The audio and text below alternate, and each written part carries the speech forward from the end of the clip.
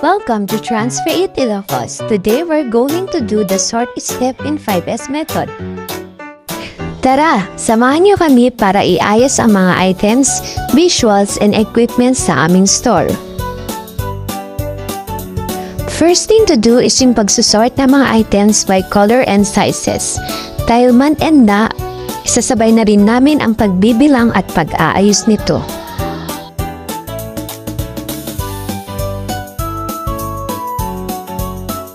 Sa visuals naman, iayos ito sa tamang ayos based on mock-ups para maganda itong tingnan. Next is yung pagsesegregate ng basurahan ayon sa klase niya kung ito ba ay nabubulok o di nabubulok. Pagkatapos mag-segregate, lagyan ito ng plastic para sa bagong pagtatapunan.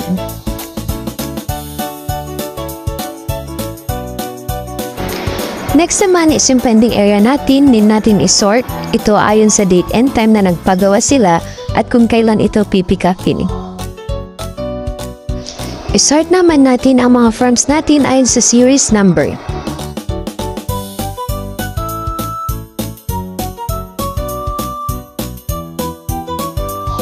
Sorting naman tayo sa consumables based sa kulay at kung ano ang mas mabili na kulay yung dapat ang nasa ibabaw. Pagsasaayos naman sa mga nagamit na equipment pagkatapos mag-production, ibalik ito sa tamang lagayan para mabilis itong kunin kung kinakailangan.